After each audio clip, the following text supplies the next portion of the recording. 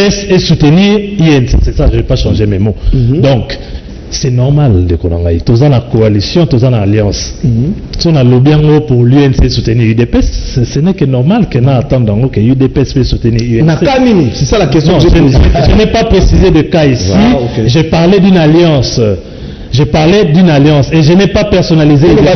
Preuve na kota na kata communiqué à mon candidat biso UNC na lobby katanga ki kombo ya Jean-Marc Kabund. Donc on a dépersonnalisé les débats à l'Assemblée nationale. Seulement c'est difficile de le faire jusqu'à la fin parce que Jean-Jacques Mamba a se retrouvé dans Cacho, il a combo na se retrouvé dans Cacho, il a MLCT. OK, on parle de Jean-Jacques Mamba parce que ça se retrouvé le long à Boloko, na action moro normale à Boloko. À la résidence privée. À la résidence privée. Ah OK, ça va. À ça discours, à ça ne peut pas y en avoir. Ils a pas Boloko mais à ça acquitté. À ça quand même libéré mais acquitté. C'est ceci. Nous sommes souhaiter que ils aient un acquittement pur et simple parce que en tant que jeune Congolais, à la jeune on parle ici, il y a l'Ibabé à pouvoir, il y a patati, patata, et l'oroté, excusez-moi, un néo lobby, même Bango Moro Basba aurait été le monde évolue, hein, le monde évolue. Moi, je vais aller la rater. Moi, je vais aller la rater. Mais c'est l'équipe déjà. Les loyaux, intelligence et zali, na katsiambo cannabis pour que tu résoudre le problème congolais. Ok? Tu évolues. C'est qu'il y a des débats à Kala. Et ça, débat à Kala. Encore sur ça, il y a un grand débat. Il y a un grand front qu'on peut ouvrir ici pour pouvoir monter. Parce que, Mbeko, pesa qui victoire, ou en soi-disant, pesa qui opportunité qui est dans la cour constitutionnelle, à prouver en haut. Il y a patati patata. 45 minutes, qui est pour nous le préserver la ministre. Voilà le débat à Kala. Merci. Alors, deuxième sujet. Merci pour ce qui le pays ne changera jamais. Non, les choses de cette non, le pays changera. Je suis d'accord.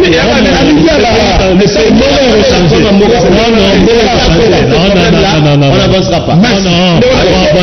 On est nostalgique. Pour avancer. Les débats. Bien sûr. Faut évoluer. Magloire Landou, à l'unanimité, les sénateurs vont voter pour la régie à demande. Il y a qu'on lever l'immunité à Alexis Tambomama de justice en République démocratique du Congo. Et quel état de droite? Ils avaient le droit ou non? Ça va concept, tout ça peut être conséquent. Il y a un état de droit. Est-ce que les sénateurs avaient le droit de le faire, oui ou non?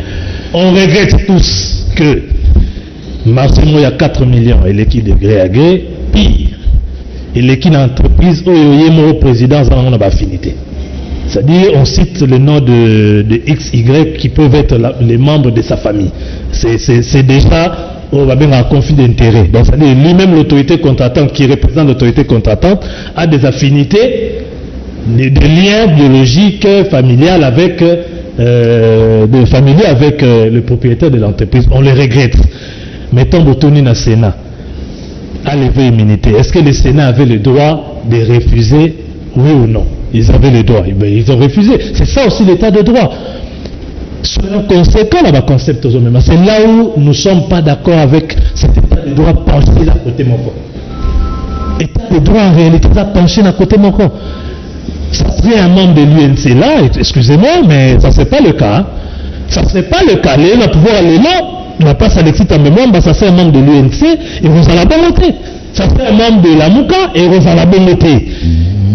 C'est que il y a des cas morts de Natiki et ils ont la bonne. Mais pas de droit. Si les sénateurs avaient le droit. Non. Excusez-moi.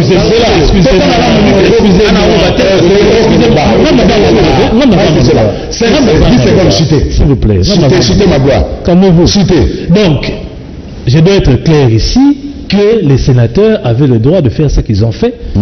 Ok? Et tout ça, on a un concept, tout ça est lancé. Donc, on souhaitait l'équité. Équité, ça, égalité, équité, ça, deux macamons. Donc, on souhaitait équité. Voilà. Et ça fait ça de l'autre, et ça m'a payé. N'a pas de souci. Mais la lobby de Rosulu, pardon, on va reprendre. On conclut, on peut se au moment de Rosulu, on va co-débattre, on va galvauder, si on peut le dire ainsi. puisque pardon balbici, donc c'est-à-dire voilà, c'est-à-dire en fait ils disent, en fait de compte ils disent donc c'est-à-dire au moins état des droits factices, c'est le même concept parlementaire, parlementaire comme Jean-Jacques Mamba. Pourquoi dans les cas d'espèce procédure il y a levé immunité à Tambo Mamba qui est fonctionnel et pas Jean-Jacques Mamba? Au moins d'une part mais ça serait pas le cas. Mais c'est pour vous dire que les animateurs illégitimes ne peuvent pas apporter un état de droit. Ça va toujours nous rattraper, mon frère. Donc il y a la même chose. Il faut évoluer. Il y a des lettres référenda, comme on le dit, comme on le dit en droit, c'est-à-dire que voir ce qui a fait que nous puissions être dans cette situation. Nous le connaissons tous très bien. D'abord sur le plan électoral. L'article 70, toutes ces histoires-là, on n'en parle pas maintenant. Donc, c'est là comme on a 2022 et comme on a un problème politique. Alors, ça sera triste. Tout ça là, on commencera à tourner avant. La loi électorale, elle n'a pas toujours été respectée. Qu'est-ce que nous en faisons pour qu'il y ait égalité des chances? Jean-Jacques Mamba, mais est-ce que nous aimons ces pays? Du moment où il y a une loi, nous passons tous à côté de cette loi. Personne n'est superfétatoire. Mais c'est la même procédure institutionnelle, c'est la même procédure législature. Donc Jean-Jacques Mamba était un parlementaire basse, Alexis Tamba était un parlementaire dans la haute chambre. Donc ça revient au même, c'est le même prérogatif, c'est la même procédure. Mais comment expliquer qu'en Jean-Jacques Mamba, on faisait la justice sans consulter le Parlement, sans même pas consulter le Parlement, sans attendre l'avis du Parlement. C'est extrêmement grave. Voilà. Avec Alexis Mamba, on respecte la procédure, en se respectant à l'Assemblée de lever les immunités. Mais c'est contradictoire. On doit comprendre que ce ne sont pas de bons animateurs. Merci. On n'attendra jamais un état de droit de ces personnes. Voilà, mais c'est principe qui doit accepter en haut. Voilà. Et que maintenant la réforme, voir qu'est-ce qui nous a amené dans cette situation. A priori, nous avons connu tout ce que la Cour constitutionnelle a fait. Qui parle de la Cour constitutionnelle? La CENI. Qui parle de la CENI maintenant? Or, c'est ça l'ossature, l'organe fondamental, c'est-à-dire la démocratie en marche de Yangouane. Merci. Pas bon, comme la carte est le merci. Alors, merci. Merci Barou. Maintenant, que personne ne se trompe, le Sénat et l'Assemblée nationale ne sont pas les endroits de refuge pour l'immunité. Hein? Pour les endroits de refuge pour l'impunité. Entre l'honneur et l'humiliation, je pense que le président du Sénat, Alexis Mwamba, n'a qu'à faire son choix. Mais ce qu'il doit retenir dans sa tête est qu'il y aura une invitation du peu et en cas de refus, nous allons faire usage de la force publique comme la loi l'oblige. Peut-être il sera un bon exemple pour les autres. Le temps des intouchables est révolu. En tout cas, ce que ce monsieur dit est vrai. Il faudra qu'à un certain niveau, que le peuple nous prenions nos responsabilités en main. Ça doit arriver. Que le peuple se défende tant au monde que Bakonzi au pouvoir, Bazoko va défendre l'intérêt de Bissoté.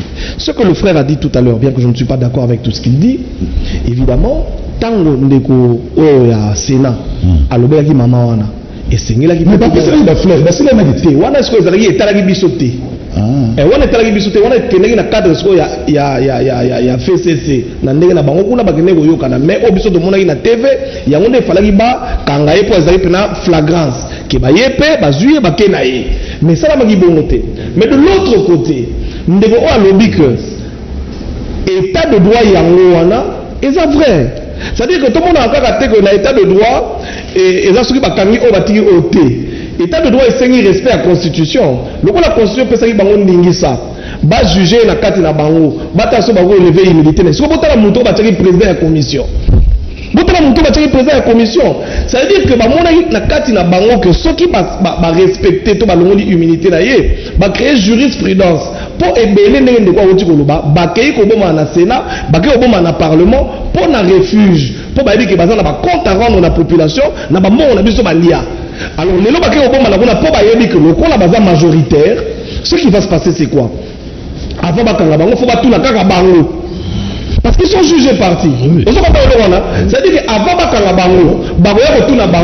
ceux qui ont la humilité, donc du coup, le peuple doit avoir un problème. Il y a un lobby, confirmer si la responsabilité na biso. Le but de Zulu,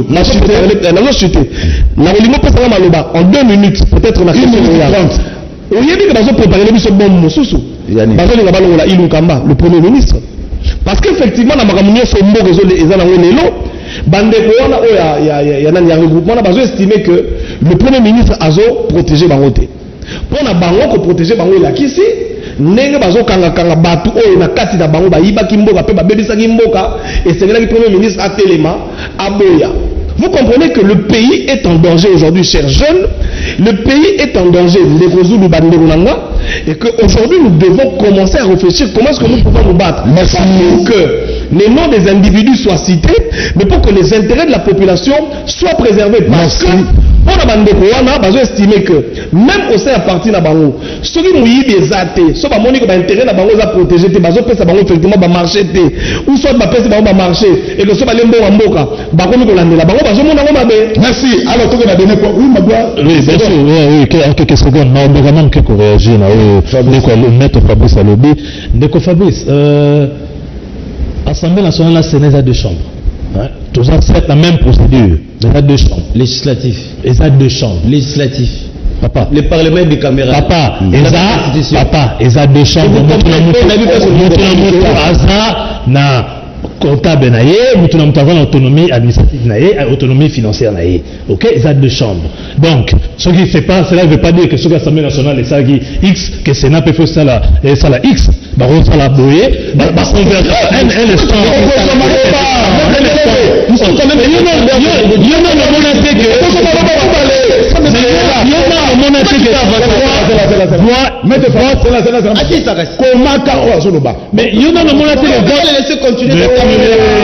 maintenant, on a les votes et l'Assemblée nationale, la Sénat bloqué.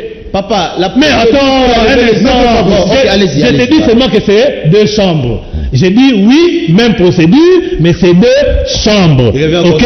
Mais attends, c'est pas parce que pas Jean-Jacques Assemblée nationale est ça qui boyait. Ok, que Sénat fallait nécessairement imiter. Sénat, Sénat a joué dossier dans l'année naïe, Sénat a voté dans l'année naïe. Ils ont deux chambres, papa. Ils ont fait ça. Oui, président, il a fait ça il y a moi là. Allez, 5 secondes. Tu es d'arraper population. Oui. Nous avons un système parlementaire bicaméral. Et tu as précisé. Ok. Vous avez des députés et des sénateurs. Mais ce sont tous des représentants du peuple.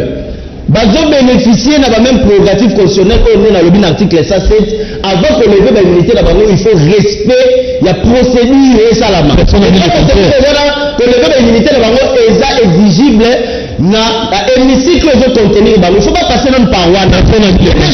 Personne n'a dit. Mais c'est la même procédure puisque au commission. Dans le but procédure était.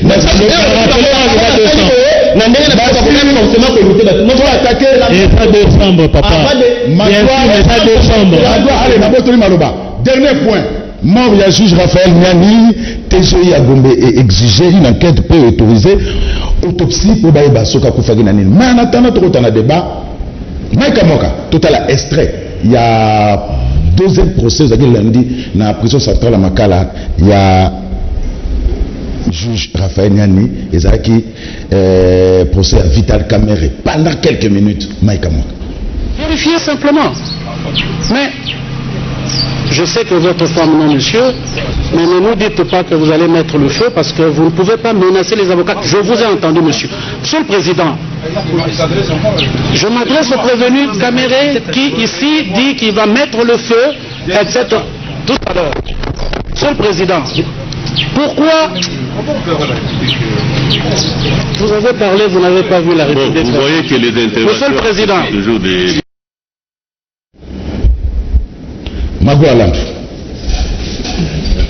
Mettre le feu. Tout va dans plateau. Mettre ça, ce nous avons lobby signal les camions à lobbyté. Nous avons Chibangu à ma gauche.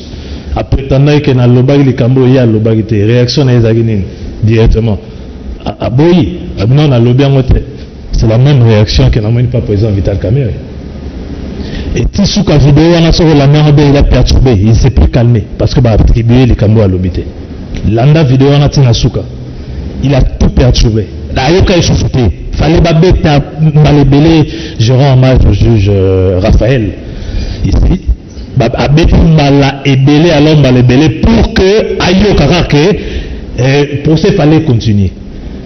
Et puis à rappeler na moto à lobby de Kamara que je ne peux pas dire ça, je suis pacificateur. Beaucoup vidéo. Nous sommes curieux, tout le monde moto mora même la biso, même à éléments sonores. Il y a un peu de micro. Il y a un peu de micro place voilà. Il y a déjà des éléments sonores. Tout yoka. On peut ici les Camerounais ko bimawa, na ko yoka mo malamu te. Na bani ko interpréter même moto à lobby. Ce va venir, c'est qu'il y a un lobby en haut. Mais soit on peut réagir, spontanéité à réaction, c'est qu'il y a un lobby en haut. Et puis, nous avons Vital Kamerhe, mon président. Ce ne sont pas des termes, vous n'avez jamais vu un politicien pacifiste comme celui-là. Ça, c'est à mon avis. Merci. Maître Pelende, nous avons tourné sur notre attaque, nous avons mis Sikoyo. Juge Raphaël Niani azana biso lisusuté. Est-ce que procès wana est toujours maintenu pour la prochaine audience pour le 3 juin? Ce que bazuzi ba osala nini basala nini pour changer juge président mususu?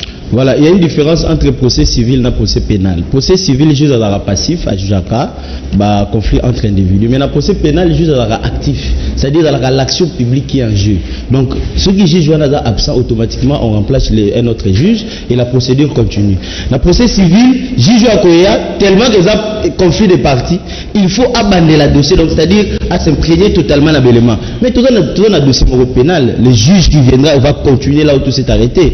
Mais ce qui est quand même étonnant, tout le monde comprend le mot gaouté, tu as film Jack Bauer, tout le monde comprend cette mort là-bas. On ne fait pas trop de spéculations là-dessus, mais c'est quand même étonnant de voir procès où les gens attendaient d'abord beaucoup, et puis il y a des éléments de carence, puisque tu balances des lapins, 15 millions, 7 millions, bon, même si on a nous voir l'issue de ces procès, mais voir qu'il y a de telles situations extrêmement graves au juge, président Koufa en plein procès, c'est étonnant, toujours comme mais sauf que comme c'est l'action publique, comme c'est un dossier pénal, juge Akoya a continué place au juge puisque c'est l'action de l'État. Mais ça va changer date le 3 juin. Non, ça va changer date, ça n'influence rien le procès. L'action est publique. L'action est publique. Donc, juge Wana est fonctionnaire de l'État. Dans la minute Wana, vu que c'est action pénale, ceux qui ont Kati, nous a continué qu'à place il y a Kati Wana. Mais ce qui est très différent d'un procès civil, il faut le souligner. Dans le procès civil, si vous avez un procès civil, juge Akoya, il faut bannir là. À zéro. À zéro. C'est ça la. Donc là, témoin, le 3 juin. Mais tout celui qui est cité est mis en cause. Il fait partie de l'affaire désormais. Il ne peut pas être soustrait. Merci. Merci, la présidence de la République, il y a des morts. Plus de 20 morts dans la présidence de la République. On a parlé de la nation, on a désinfecté. On ne comprend plus rien. Le procès très médiatisé à Vital Kamerhe, juge Raphaël Niani, à Koufi. Moi, je suis tous ceux qui sont wapi. On l'a bien à présent avec Babazo Koufa. Il faut que le président de la République prenne ses responsabilités. Le président de la République doit prendre ses responsabilités et vis-à-vis, il y a cabinet naïe, mais vis-à-vis aussi de la population. Parce que la population va payer ça qui est pouvoir. Tout le monde dit que Batebele autour de Babazo Koufa. Tout le monde donc, c'est aujourd'hui au niveau de la présidence, au niveau du pays, au niveau des services de renseignement, Moussala et Salama, pour te spéculer l'icolo et l'Iwa Bandeko. Tout le monde va expliquer biso, population toyeba, l'Iwa wana ezo uta wapi. Donc, appel tout que lancer les lois dans la présidence de la République, dans le service de renseignement, parce que le pays est en danger. Au moment de Zulu, pour nous le tout à l'heure, j'aimerais faire un appel à les jeunes Congolais nyonso. Biso bateau na pouvoir bateau balongwa bateau bazo continuer ba sacrifier biso bino faut beaucoup pour l'intérêt na bino na bana na bino biso tozo tcha bino poids au moni makambo ba ko mema biso ndenge ndeko lo bilo la film bateau la présidence bazo kufa le juge a koufi mais pour la biso population c'est quoi le problème biso population problème est que juge on a bandé ko défendre ba intérêt na biso na occupé avocat de la République ou on a papa il paraît, il faut vérifier, il paraît dans l'hôpital. Il faut pas expliquer, pour la nini Namboko, mutu azo défendre l'intérêt de la population, il y a encore un avocat de la partie civile à ça va contredire. Il y a un avocat partie civile. Comment est-ce que bateau va défendre l'intérêt de la population? Bakou farate, mais bamiyibi na bato oyo bayiba mbongo mboka na bato bazoko de mboko oyo bango kaka nde soki lelo yibaki 15 000 lobby ba pese sous pouvoir avec yiba 30 000. Il y a quelque chose qui ne va pas. Donc aujourd'hui la population, nous devons prendre conscience et commencer à nous mettre les solo à Watt. Bande wana ba pas ko ba le relation du premier ministre na musala parce qu'ils estiment que le premier ministre ne les protège pas suffisamment. Donc la jeunesse, nous devons commencer à nous battre. Prier pour le chef de l'État. Aussi, le soutenir notre gouvernement avec son premier ministre pour que l'action autonome bandi boyé. Parce que mon la politique d'intimidation. Les juges, pour les juges abanga amona ke ngabe ba olianga papa ozanzambe ato bandi ko boma aussi ça peut batonner sauter suka okosuka yango wana pour la osukisa na lobi na ba jeune congolais nyonso levons-nous procès na oya papa na nani ya Sénat o ba boy ko na immunité na ye tokolandela soki immunité longwaka te d'ailleurs jean mamba asala kisi biso dama ma pétition c'est-à-dire que soki esimi na ndenge na bango Sénat te tokosala pétition bapesa biso. Merci Tibango. Alors on attend un message après Mike. Après, on peut savoir une minute pour conclure. Voilà, merci. Bonjour, l'État fonctionnera toujours pour l'intérêt général en Boka, à la partie politique, mais l'État congolais a à disposition pour la même macamezo kende. C'est comme si Mabé et Kokota.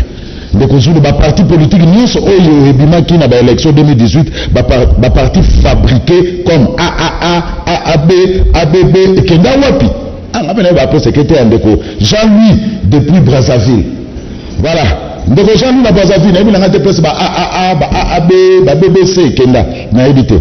Donc aujourd'hui tout le monde c'est Chibango, le coup la juge a Koufi, suite à procès VK et qu'on continue le comment. Bah nous déjà la maître Fabrice Pelende que bah pour la juge Moussoussou, à continuer dans le procès pénal. Voilà, bon bah c'est ma petite réponse. Donc aujourd'hui pourquoi bah inviter Moussoussou sur le plateau, bah je l'ai taba masque pour la mesure préventive. Il y en a un gros. C'est la balade ça va masque. Ma gloire masque n'est pas sur la voilà, la masque voilà, tout ça là-haut, mon y quoi toi nanani moi. Donc aujourd'hui c'est toujours battre canal qui ne côté la TNT jour nini parce que toujours mon avis sur clarté. Tu évites sur te répondre à la question combien de fois. Jamais Kabunda à PK de RDC, il est militant de l'IDP, ça s'est comporté comme un militant au lieu de se comporter comme un homme d'État. So bo komi ba SMS pour comment ba komi na bino. Ndeko zulu pourquoi tant ba kanaki Frank Diongo na même on en semi parlement et c'est là qui démarche au même Janine Mabunda a soutenir Jean-Jacques Mamba. Est-ce que exact que pour approuver l'UDPS? Mais évitez que tout Janine Mabunda n'a parlé du peuple. Pour na liwa juge problème de la santé na banda qui suite après que l'avocat de défense ba senga qui a changé masque a kosona qui 2 fois alors que masque wana ezala qui approprié balandela yango. Voilà, c'est la banquette. Pourquoi le tribunal n'a pas condamné VK pour délit d'audience? Maître, vous répondez à la question après, ma gloire. Canal Presse, pardon, la biso makambo ya billet à 5 000 francs. Oh, ba fouti ba agent à l'État, na ba marché bazo bo ya yango. Ba bo ba 5 000 francs. Ndeko Zulu, nazo déplorer comme on a un président. Non, voilà na otanga te. Ndeko Zulu, ndeko ya INC ba que pour mieux sauter, il faut reculer. Atika failli car Mbondo ba melaki na marti et komi ko vimbisa libumu. Ndeko Zulu bandeko ya ile pesa na INC ba ko soni lelo fatia azo futa masumu ya trahison. Maïs depuis Ludi. Ndeko Zulu ba invité Batika la Kaka dans les analyses de l'actualité au lieu de dévier l'objectif de Canal Presse. Non, bazaka na actualité. Yasuka Ndeko Zulu très bien habillé, ma collection quoi. Merci. Voilà. Ma gloire, 1 minute, c'est monsieur C. 1 minute, c'est monsieur C. Conclure. Ah bon? Torbet la CT na likambo est allé procès. Toute spéculation, sûrement, il y a juge Nabiso. Niwa, premièrement, niwa vanzela mutunyoso. Voilà. Ok? C'est parce que aux sambisa mutu, que aux immunité à niwa. Non. C'est vrai, tout le monde est en clarté parce que ça a bien 24 heures avant. Et biso na niveau INC to regretter mingi wana parce que tout le monde est que atikala ki neutre et abandé kopesa espace na batu nyonso baloba. Pour la moto à lobby que l'avocat de défense Mbasenga qui est à la masque, atala malamu et va par contre avocat partie civile. Atala malamu et va par contre mettre kokola la vidéo malamu. Yende tanga zoi maloba et c'est président toujours malamu te non la masque. Soki trouvé koyoka malamu et puis bah imposa que masque te ya koya pe kotika la bon. Mais ce n'est pas bien de spéculer sur liwa ya motu. Lelo tous à la conséquence à acte nabiso. Venir faire appel à des jeunes à la conscientisation, c'est bien bon, mais il a tapé couleur politique. Parce que tout autant entre les lignes, il y a des croisants à gauche, ils ont là ta couleur politique, ils ont une c'est comme ça ils éveillent. Parce que quand on a des jeunes pour soutenir l'action du gouvernement, à chef de l'État, ils appellent qu'il favoriser la démocratie. Démocratie, c'est que on appelle contrairement au biso, tous avez comme on. Donc, soutenir chef de l'État, ils allaient karaté, qu'on soutenir Mboka, ils allaient karaté, qu'on soutenir l'action du gouvernement. Donc, là, tu s'en noté, na aussi dans l'andeko, là, tu as un casquette manifester pour être plus clair, chemin ils malade mobiso to ndimi to la couleur politique. Mais ce qu'on dit chemin à conscientisation, même on a conscientisation. Tika ma politique. Il y avait beaucoup à dire sur le procès, malheureusement tous rendez-vous les 3 jours. Le 25 mai fait les cacawa avec un autre président. Rendez-vous les 3 jours. Merci. Merci Bang mot de la fin. Merci beaucoup Nando Bonanga. Je pense qu'à l'UNC, il y a des jeunes. Oui. De la même manière, au PPRD, il y a des jeunes. Dans l'AMUCA, il y a des jeunes. Dans MLC, il y a des jeunes. Je pense que le jour où je voudrais faire une conscientisation au nom de la partie politique, je ne suis pas mandaté, je viendrai le faire. Parce que les jeunes de l'UDPS comme les jeunes de l'UNC ont le droit de soutenir leurs autorités comme vous le faites avec votre autorité. Merci. D'accord?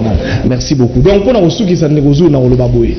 Le plus important que vous retenir en émission à l'élo, et ça par rapport à Ndekwana Bengaki, le peuple est en train de souffrir. Il est de la responsabilité de l'État, n'est-ce pas, de prendre en compte makambo au peuple azo osenga basalela mais oyo otozomona lelo ezaka bato o bazo défendre intérêt ya population bango wana nde bazo kufa bango wana nde badongolo misu balingi balongola bango na pouvoir. C'est pour ça que je vais revenir à ce que j'ai dit et avec force sans tenir compte de mamande nanga lobaki les jeunes to éléments to soutenir chef de l'État to soutenir premier ministre na gouvernement na yé peto bunda pona ba intérêt na mboka ya mboka na biso la respecter parce que ceux qui te continuer na élan oyo ba tebele ba kosuka na boloko pe mbongo na biso oyo bungi ekozonga. Merci Maître Fabrice Pelende MLC. Bon, d'abord on a répondre bien à quoi on a posé ma préoccupation à il y a délit d'audience c'est là juste fait ils ont perturbé bon cours normal il y a procès. Ceux qui ont porté atteinte à l'une des parties, les juges peuvent se saisir de fait automatiquement. Yeah. Mais dans le cas d'espèce, tout le monde est détenu par preuve palpable qui dans les caméras moi personnellement je n'ai pas entendu aucune réaction il y a avocat partie civile. Mais en conclusion, dans ce fait là. Comment ça le baba jeune va s'élever mais va s'élever pour na mokonzi ya mboka ti va s'élever pour na défendre la loi de la République dans ce sens que nous sommes tous emballés dans des conséquences vous voyez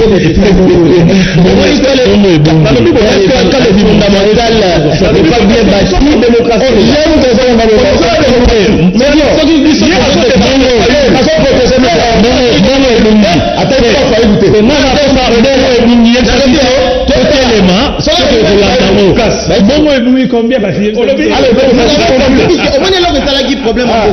les gens voulaient voir seulement un nouveau personnage à la tête de la République. Or, c'était pas ça l'objectif. L'objectif, c'était formater les institutions de la République. Voilà. Tout en respectant les institutions de pouvoir. Non, mais écoutez. Comme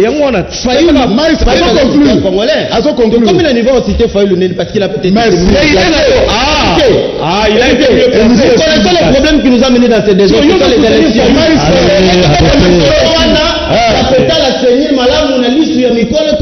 Merci. On ne voit pas ça.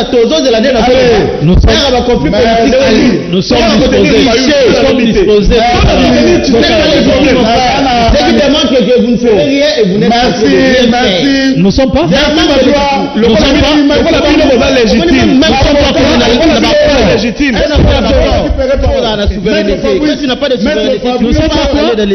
Nous sommes pas quoi? Légitime. Qui déclare ça? La Cour constitutionnelle, monsieur. Vous êtes un maître. Mais c'est honteux en quelque sorte. Mais Cour constitutionnelle, Et c'est dit quand? depuis que le monde est le monde, aucun l'avocat de mission, s'il te plaît. Ok. Merci. Pour la TNT, téléspectateur, moi, tout n'a pas canal qui n'est pas la TNT. Vous voyez que le canal est sili. Donc, au ministère, il y a communication et médias, c'est ça canal. Tout ça, on a vu près, n'a mikanda nyonso mais ça c'est capo hier chez les ana TNT vous aussi mais moi je peux la couleur politique avoir mon peuple on ne sait pas où il est ebele vous aussi ngam soto na TNT ebele ko bobito tika na analogie to bite mais to ko ta TNT bakana ndesili pour ça que continuer na bo ba que na place à juge Akufi ba remplacer na adjoint on a vu ce fait demain. merci non télévision ma pena na peuple non ligne bola na émission na émission na TNT na kinatu 18h na 23h ngana bino tokuta bisusu lobby 9h15 pour na numéro ya suka ya Canal Presse ya lycée Kofoboni mais papa le 23 boutique manam